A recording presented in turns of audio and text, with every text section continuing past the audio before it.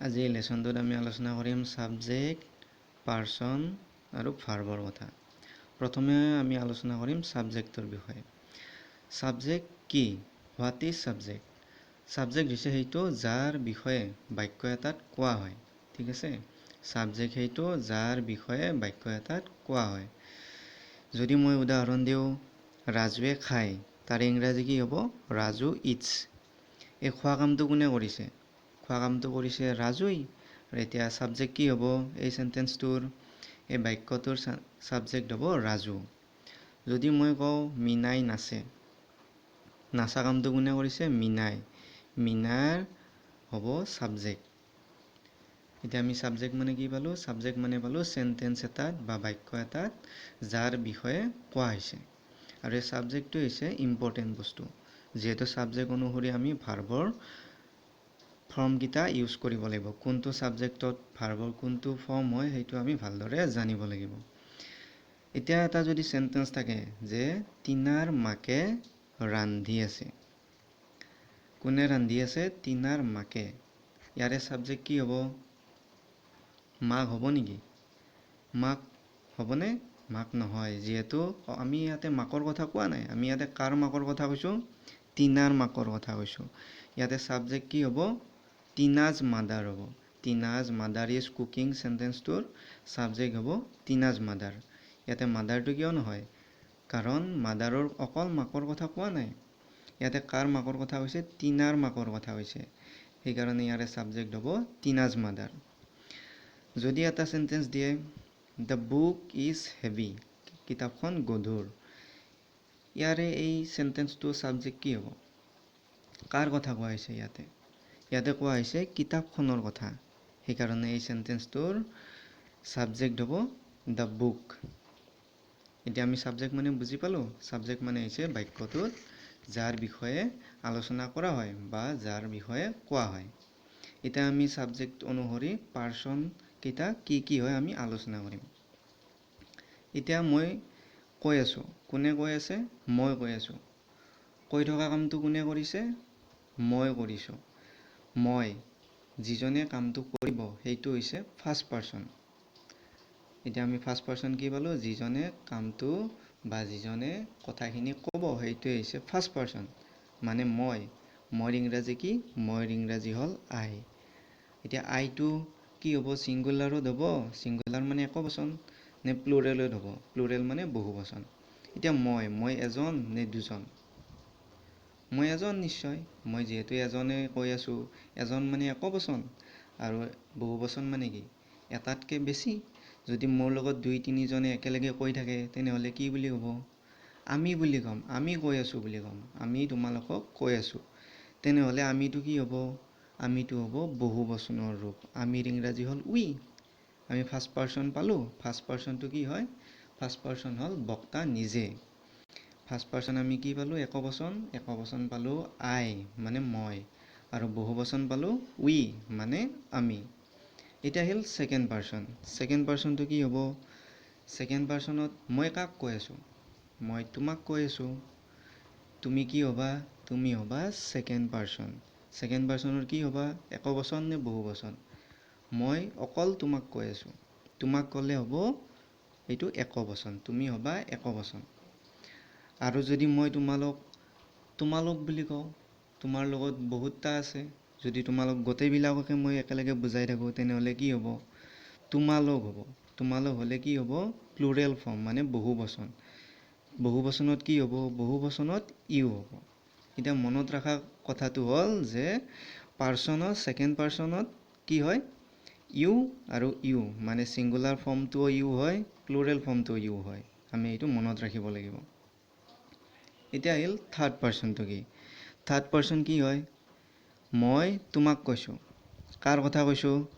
মই তোমাক ৰাজুৰ কথা কৈছোঁ, মীনাৰ কথা কৈছোঁ, টিনাৰ মাকৰ কথা কৈছোঁ, কিতাপখনৰ কথা কৈছোঁ। বেলেগৰ কথা কৈছোঁ নে নাই? মই তোমাক এজন বেলেগৰ কথা কৈ আছোঁ। মই প্ৰথমতে ক'লোঁ ৰাজুৰ, মীনাৰ কথা ক'লোঁ, টিনাৰ মাকৰ কথা ক'লোঁ, কিতাপখনৰ কথা ক'লোঁ। যিহেতু মই বেলেগৰ কথা ক'লোঁ সেইকাৰণে সেই পাৰ্চনকেইটা হ'ব বা সেই ব্যক্তিকেইজন হ'ব কোন? Third person. এতিয়া থাৰ্ড পাৰ্চনৰো দুটা ৰূপ আছে, এটা হৈছে একবচন, এটা হৈছে বহুবচন। যদি মই ৰাজুৰ কথা কওঁ, ৰাজু এজন ল'ৰাৰ কথা কৈছোঁ মই। মীনাৰ কথা কওঁতে এজনী ছোৱালীৰ কথা কৈছোঁ। টিনাৰ মাকৰ কথা কওঁতে টিনাৰ মাকৰ কথা কৈছোঁ, এজন মানুহ। কিতাপখনৰ কথা কওঁতে এখন কিতাপৰ কথা কৈছোঁ। সেইকাৰণে গোটেইখিনি হ'ব থাৰ্ড পাৰ্চন ছিংগুলাৰ নাম্বাৰ। এতিয়া থাৰ্ড পাৰ্চন ছিংগুলাৰ নাম্বাৰত আমি কি পালোঁ? প্ৰথমতে পাম আমি নাউন। নাউন মানে হৈছে নাম বুজালে। নাম মানে কি? বিশেষ্য পদ। বিশেষ্য পদটো হ'ব থাৰ্ড পাৰ্চন ছিংগুলাৰ নাম্বাৰ। যেনেকৈ ৰাজু, মীনা, টিনা, এইকেইটা এটা এটা নাউন। দ্য বুক, কিতাপখন, সেইটোও নাউন। আৰু কি হ'ব? হি মানে সি। ইয়াতে এইটো চেণ্টেঞ্চত আছে হি প্লেইজ, সি খেলে। ইয়াৰে হিটো হ'ব থাৰ্ড পাৰ্চন ছিংগুলাৰ নাম্বাৰ, সি। আমি ল'ৰা এজনক যদি কওঁ সি বুলি ক'ম, একেলগে বহুত ল'ৰা থাকিলেতো আমি সি বুলি নকওঁ। ঠিক একেধৰণে ছোৱালী এজনীয়ে যদি নাচি থাকে আমি কি বুলি ক'ম? তাই। যিহেতু এজনী ছোৱালী আছে, তাই বুলি ক'ম। সেইকাৰণে ইয়াৰে চিটো কি হ'ব? Third person singular number. তাৰপিছত আৰু কি হয়? দিছ আৰু ডেট। এইটো আমি অকণমান পিছত আলোচনা কৰি আছোঁ, দিছ আৰু ডেটৰ বিষয়ে। এইবাৰ আহিল আমি থাৰ্ড পাৰ্চন ছিংগুলাৰ নাম্বাৰ পালোঁ। He, she, it, noun, this, that. এইবাৰ আহিল তাৰ বহুবচন ৰূপ। বহুবচনত আমি কি ক'ম? যদি ৰাজুও থাকে, মীনাও থাকে, টিনাও থাকে, আৰু যদি একেলগে বহুতকেইটা থাকে আমি কি বুলি ক'ম? সিহঁতে বুলি ক'ম। সিহঁতে কি কৰি আছে বুলি সুধিমনে? আমি ক'ম তেতিয়া সিহঁতে পঢ়ি আছে, নহ'লে সিহঁতে খেলি আছে। মানে আমি সিহঁতে বুলি ক'লোঁ, বা আমি কি বুলি ক'ম? তেওঁলোকে বুলি ক'ম। এই সিহঁতে বা তেওঁলোকে আমি কি বুলি কওঁ? ইংৰাজীত দে বুলি কওঁ। দে। ইংৰাজীত আমি কওঁ দে। আৰু তাৰ লগত কি হ'ব? দিছ আৰু ডেটৰ বহুবচন হ'ব। দিছৰ বহুবচন হ'ল দিজ, আৰু ডেটৰ বহুবচন হ'ল দোজ। আৰু লগতে কি হ'ব? যদি দ্য বুক থাকে তেনেহ'লে দ্য বুকৰ নিচিনা নাউনবিলাকৰ প্লুৰেল ফৰ্ম হ'ব। The books, the pens. বুজি পালা? এইবাৰ আহিল নেক্সট দিছ আৰু ডেটৰ কথা। দিছ আৰু ডেট ক'ত ক'ত হয়? এতিয়া দিছ কেতিয়া হ'ব? ওচৰত, নিয়াৰ। নিয়াৰ মানে হৈছে ওচৰত, ওচৰত থকা বস্তুটো। এতিয়া মোৰ ওচৰত কি আছে? এই মোবাইলটো আছে। মোবাইলটো বুলি ক'লে মই কি ক'ম? যে দিছ ইজ এ মোবাইল। এইটো এটা মোবাইল। মোবাইলটো মোৰ ওচৰতে আছে। ওচৰত থকা বস্তুৰ কাৰণে কি বুলি কৈছোঁ? দিছ বুলি কৈছোঁ, দিছ। দিছটো কিহৰ ৰূপ? একবচনৰ ৰূপ। একবচনৰ ৰূপ কি হয়? দিছ। আৰু বহুবচন হ'লে কি বুলি ক'ম? মোৰ লগত এতিয়া এটা মোবাইল আছে। যদি মোৰ লগত বহুতটা মোবাইল থাকে, বহুতটা মানে কি? এটাতকৈ বেছি, দুটা বা তিনিটা, তেনেহ'লে কি বুলি ক'ম মই? দিজ বুলি ক'ম, দিজ। দিজ হ'ব এইটো প্লুৰেল ফৰ্ম। কিহৰ? দিছৰ প্লুৰেল ফৰ্ম মানে বহুবচন। দিছৰ বহুবচন হ'ল দিজ। এইটো এটা মোবাইল। যদি মোৰ লগত দুটা বা তিনিটা মোবাইল থাকে কি বুলি ক'ম? এইবোৰ মোৰ মোবাইল বুলি ক'ম, দিজ বুলি ক'ম। These are my mobiles. এতিয়া আহিল ডেট। ডেটটো ক'ত হ'ব? ডেটটো হ'ব দূৰ। ফাৰ মানে হৈছে দূৰত থকা বস্তু। এতিয়া মোৰ দূৰত, অকণমান দূৰত কি আছে? কলমটো আছে। মই কি বুলি ক'ম? That is my pen. কি বুলি ক'ম? That is my pen. ইয়াৰে ডেটটো কি হ'ব? ইয়াৰে ডেটটো হ'ব ছিংগুলাৰ নাম্বাৰ। বুজি পালা? এতিয়া ডেটৰ বহুবচন লাগিল আমাক, প্লুৰেল ফৰ্ম লাগিল। ডেটৰ বহুবচন হৈছে দোজ।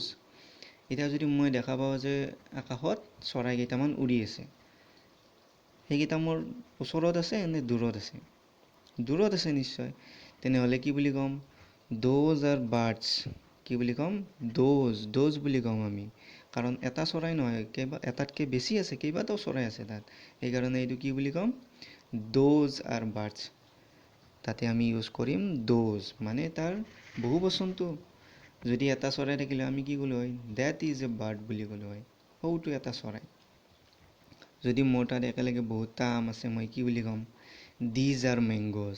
ইয়াতে দিজ কৰিলোঁ, কিহৰ কাৰণে দিজ কৰিছোঁ? দিজ ইউজ কৰিছোঁ আমি এইটো কাৰণতে, কাৰণ তাত দিছৰ বহুবচন আমি ইউজ কৰিছোঁ। দিছ মানে এইটো, আম কেইটা আছে? বহুতটা আছে। বহুতটা থকাৰ কাৰণে কি ইউজ কৰিছোঁ? দিজ। আৰু যদি দূৰত থকা বস্তু এটাৰ আমি বহুবচন ইউজ কৰোঁ, সেইটো হ'ব দ'জ। দিজ আৰু ডেট। তাৰে বহু বচন হ'ব দিজ আৰু দোজ। বুজি পালা এইখিনি? এতিয়া নেক্সট আমি আলোচনা কৰিম ছাবজেক্ট অনুসৰি। ছাবজেক্ট আমি পালোঁ ফাৰ্ষ্ট পাৰ্চনৰ পালোঁ আই আৰু উই, ছেকেণ্ড পাৰ্চনৰ পালোঁ ইউ আৰু ইউ, থাৰ্ড পাৰ্চনৰ পালোঁ হি, চি, দিজ, ডেট আৰু নাউন মানে বিশেষ্য পদবিলাক, আৰু তাৰে বহু বচন পালোঁ দে আৰু দিছ আৰু ডেটৰ বহু বচন দিজ আৰু দোজ। এতিয়া আমি এইকেইটা ব্যৱহাৰ কাৰ লগত চাম? ভাৰ্বৰ লগত চাম। এইটো আমি নেক্সট ক্লাছত আমি আলোচনা কৰিম। Thank U.